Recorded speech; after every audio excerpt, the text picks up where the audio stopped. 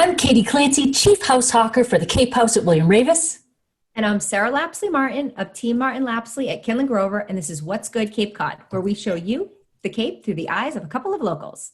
Each episode, we tell you about a person, a place, and a thing that we think you should know about. So this week, we talk about a person who took a dark time in her life, and she really uses it to shine a positive light onto others.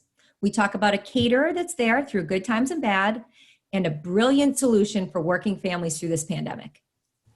Awesome. All right, Sarah, so let's kick it off. Tell us about the person. This is a good one.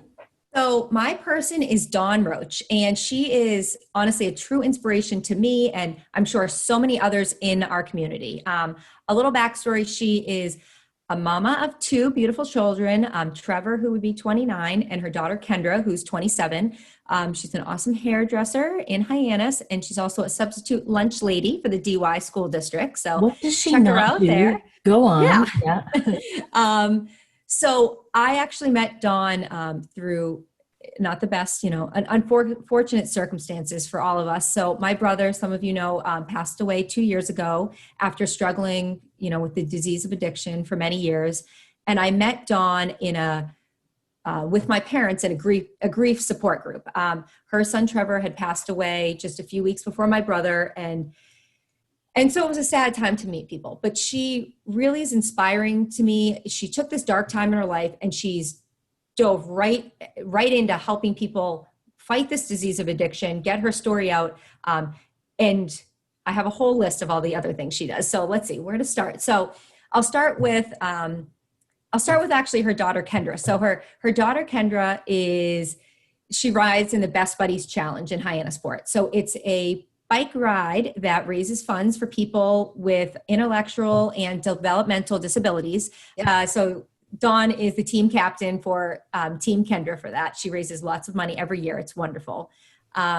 She's also a co-facilitator for a group. It's called Learn to Cope, and it's a nonprofit group, and they support they offer education, resources, and hope, actually, just to parents and families for people who are have lost people to addiction or that are dealing with substance abuse. So if if that sounds interesting to you, you want to get involved, that group meets every Tuesday night at 7:00, and that's at the Yarmouth Police Station. Of course, it's Zooming right now, but you can still see people. She's a parent advocate for for parents supporting parents, and that's another group that helps people with the loss of a loved one through addiction or substance abuse. So that meets every Monday night. That's at 6:30 in Mashpee, and that's Zooming as well. So she's really busy. And again, she has so many different avenues. So she does the Best Buddies ride. She's helping in these two parents group. They just rode this month on the 13th it's a motorcycle ride. So it's called ROAR, and it stands for Riding for Opioid Addiction Recovery. Again, another way she's giving back. And most recently, something that I was able to attend, I don't have a motorcycle, so I don't do the ride, but some people might not know this, but August 31st each year, they have made into International Overdose Awareness Day. So it's a day that we honor those, and we remember people who have lost their lives, not just for overdose, but substance abuse and addiction. And, and we hope and we pray for those who are still struggling. So Dawn has been putting together this annual event, and it's on Smuggler's Beach in Yarmouth. Everyone brings like a big photo of their loved one. We line them all up. We get up and say a few words. I talked about my brother. We light candles, and, it's just truly a powerful event to have all of these people that are going through the same thing as we are. And Dawn puts it on, and it's not an easy thing to do. And she spearheads it and gets everyone together. And it's just truly like such a nice event that she puts on that I would say there are more words than nice that maybe we could put on that. That's actually profound and amazing. Yes. So how can people who are watching, this is really, really amazing. And what a service, and what a way for her to just process her grief too, and just turn it into purpose. And this is like where she's taken the garbage that life gave her, and she's literally composting it into beautiful stuff. Exactly. Yeah. I mean, this is such a dark time, and a lot of people don't have the strength and energy and to be able to give back. And she really dove in. I mean, That's and it's such a nice tribute to her son that she's doing. Oh this. God, yeah. Like I imagine he is looking down with huge pride. So I agree. and all of this is true. And all of this is also piles of work and responsibility. If one of us wanted to help and get involved and support Dawn in her efforts, what would we do? What can we do? So I will put, in the comments, I can tag Dawn so someone could reach out to her. But if you want to get involved in one of those groups, you can look up the names of the groups, and one's in Yarmouth at the police station and one's in Mashpee. So those are great groups to attend. Even though it's Zoom right now, you can still start out. Mm-hmm. And it's just a great way to get involved, especially across not just the Cape, the world, internationally. This is addiction and substance abuse is a major problem that we're tackling right now. Yes. And everyone, I'm sure, has someone that they know that's been affected by it. Absolutely. And then Dawn, she doesn't even stop there. So that's a full plate, if you ask me. So what else is there? Right? Yeah, she has more. So she also, because she's amazing, she volunteers for the Massachusetts Military Support Foundation and does the Food for Veterans program, where they serve. So let me get this right, every Tuesday from 10 to noon at 117 Route 6A in Sandwich. That's when she volunteers. They do the Food for Vets, and in every box, a military family will receive like a 2-week supply of non-perishable foods. And since the COVID pandemic hit in March, they've served, they've served families in 70 plus events and like in 28 different towns across southeastern Massachusetts. So Wow. It's not just here, it's all these different locations that she's helping with. And you're really giving back to the veterans. And then last, but certainly not least at all, she's a big volunteer for the Big Nicks ride, which a lot of people on the Cape know. It's an annual motorcycle ride in memory of Yarmouth's United States Marine Corps Corporal Nicholas Zaros, and honors the fallen heroes that have ties to the Cape. So Nick was one of the 16 fallen American warriors on the Cape who made the ultimate sacrifice. And this is just a great ride, giving back to the community. And this year, she said they actually had Jeeps they included so that they could incorporate the families. Yeah. Yes. So there's some people that don't have motorcycles. So a great way to get the families, to have the Jeeps. And it was just such a moving tribute to these fallen heroes. Literally, actually. Yeah. And it takes place in July. So, look for that next year. It's a great event in July. Yes. Wow. Yeah. Wow. Yeah. Dawn, I know. I need to get Dawn a cape. Seriously. She literally is a superwoman. That's what I call her. And she's just truly amazing and inspiring, and I'm happy to feature her. Oh, that's awesome. So I hope a lot of you who are watching take the time to, reach out, volunteer, donate, do what you can to help Dawn do the stuff that you and I are not doing, but think are great. Exactly. Wow. Okay. Whew. So I know that was a lot. That was a lot. So let's shift gears now and talk about, so we talked about our person. What is our place this episode we want to talk about? So our place this episode is the Casual Gourmet. So Casual Gourmet, if you're on the Cape, you've heard of them. They're a caterer. They've been here for 30 years. So I'm sure you've been to an event. They're ubiquitous. Everybody's like, oh, Casual Gourmet. Yeah. Exactly. Everyone knows about the Casual Gourmet. So Olive Chase, she founded it back in 86, been at it for 30 years. She's a true Cape Codder. She even traced her ancestry back to people on the Mayflower. So she's definitely a local for sure. So when she opened back in the 80s, it was just like a small little deli type shop that they had, deli things and some treats. But they moved into a larger location in 2006, and that's when they really took off in catering. So that became her main focus, was catering over the years, and to have the larger space really helped them. They also do, because they have the larger space, they added bakery items. So they do cakes and pastries, which is awesome. So they really help. You can be a client that just has 10 people that wants to do a small continental breakfast, or you could have a 300 person wedding, and they have something to cater to everyone.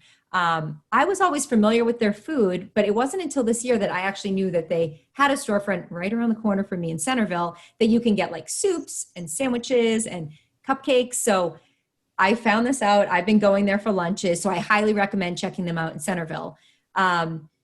They also have a few other locations other than Centerville. So they are in Cape Cod Hospital. They're in the Falmouth Hospital. They are at Heritage Museums in Sandwich, which is awesome. And then they're also in the Hyannis Youth and Community Center. So they've got a lot going on. Yeah, so they've got a lot going on. So you can you can see them lots of different places other than just having them cater your event. But the reason they really became near and dear to my heart is being in the Cape Cod Hospital. So I was there for quite some time when I was having Liv.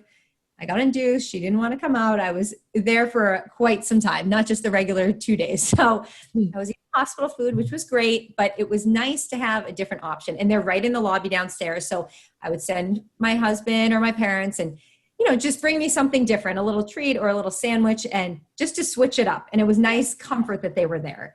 And then also going back to my brother, he had surgery and he was in the hospital for, a week or two. And as a family, we would go downstairs, we'd get him a little treat. He loves those, like the black and white cookies that they make. Yes. Yep. And so, it was just a nice little sweet treat that we could bring up to him to his room. And it's just something different. What it is they're, the casual gourmet. Okay. But like, they just bring this like level of comfort in like across the board. I mean, you were mentioned, we were talking, they did your parents' 50th wedding anniversary cake or catered that. Yep. When your brother was in the hospital, I was in the hospital a couple of years ago or last year, whatever. I break stuff all the time. So I did a shoulder, I did a back. Be careful.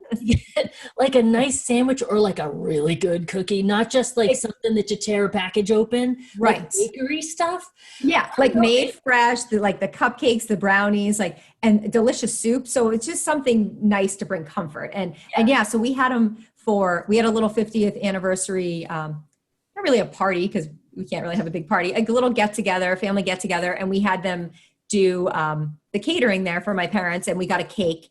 The cake that they made had this raspberry jam filling, which I would highly recommend. It was amazing, but it was so easy to work with them. And another cake that's actually my really top favorite is they make a cake that they have a Barbie doll in it. So it's a real Barbie doll. The Barbie cake.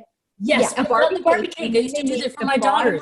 Yeah, the bottom of it is like her dress, okay? So she's sticking out, it's a dress. Yeah. So I've had one for my birthday before, but I had friends at work that threw me a baby shower, and it was like I was the Barbie, but they had a pregnant belly on the Barbie. And it was just like hilarious. And I've never seen a cake like that. So they do like really cool things that are different. That Olive's been doing it. I mean, she's still there doing all the day-to-day, for 30 years. So her experience is just, that's awesome. Should we all last that long in our businesses? I wish I had some of that cake to share with you from my parents' party, because it was amazing. I mean, you don't wish that because you ate it all. So. End it with cake. Gonna have to do an on location there, I think. Maybe. Yes. Just for the cake. All right. So the thing that we're talking about this episode is Camp Wingate Kirkland's Pod Squads.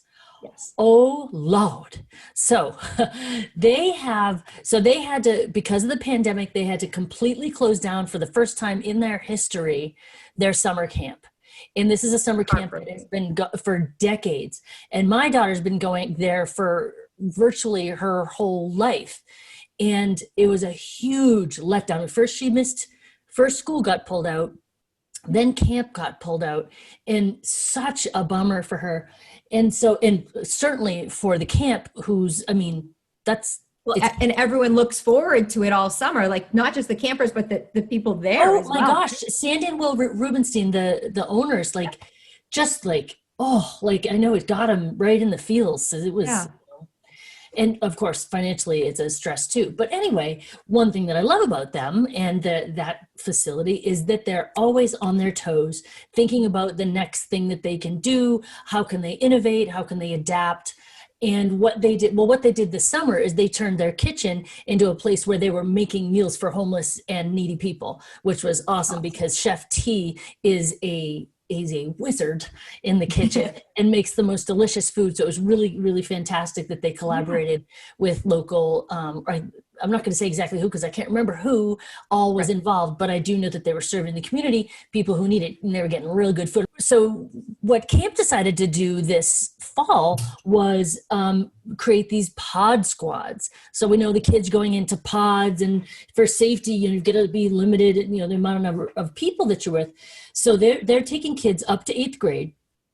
And they are taking whatever school curriculum they've got, no matter where it is, on Cape, off Cape. If you're here and they'll give, you've got to bring all your own school stuff, but they have counselors, certified, qualified people, counselors, and the structure and the facility, and they've been vetted and all that stuff. The governor said, these places have to be certified if they're going to be doing this kind of stuff. So they're all above board.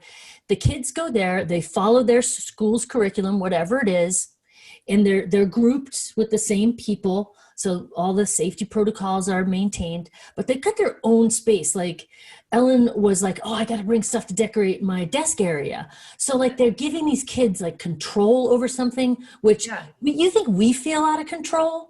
How about the kids, especially kids like elementary school, where they're just starting to, in middle school, like create space for themselves, create their own lives and whatever. And I love that the camp has them. It's not like every day they just go in. It's like they have their own space that they can decorate. I think that's amazing. Yeah. So they're giving them some freedom and responsibility. But that's the thing that I love about the camp too, is they give the kids lots of respect as human beings, but the kids understand that there are rules, and this is, you've got to follow them. And if you don't, there are consequences. So the kids are very clear about that. So I feel so confident and safe and also relieved that I honestly, let's talk about the real thing, which is I can do my job because I have a job without having to worry if she's checked into math class or and if she has questions, then they have people there to help her. Absolutely. They have people like literally tutoring them. I just can't do that. It's amazing. So your daughter's going to school a few days and then camp a few days. How does she? So she's at school in person 2 days a week. Okay. She goes to camp 2 days a week. And then she has one day that she's home virtual. It's that Wednesday, which is a little bit of a lighter weight day for her and for me. So we manage it. So far, that's what we're doing. We're just taking a few weeks at a time and just like everybody, seeing how it goes. But she came home from her first day of Pod Squad filthy, exhausted, and like high as a kite. What more can you ask for? Like that is such a gift for her and for our family. I'm so grateful. And like loving school, but and having such a great time right now. So you can go to campwk.com. They also have Pod Squad information on their Facebook page, and just message them or email them. They can only take a certain number of people. I don't know where the cap is. They still have a few spaces. No. So I have a feeling that it's probably going to be full by Columbus Day. It's not full yet, but people are still trying to figure out what's going on. But if people are interested in doing it, I would just kind of get your foot in the door and reach out. Get started. So anyway, so that's our person, our place, and our thing for this episode. If you want to find out any more about either one of us, you can find me at thecapehouseteam.com and find Sarah. You can find me on Instagram at Cape Cod Properties or T Martin Lapsley on Facebook. So now you know what's good Cape Cod this episode. Keep following us, and before long, you'll know Cape Cod like we know Cape Cod.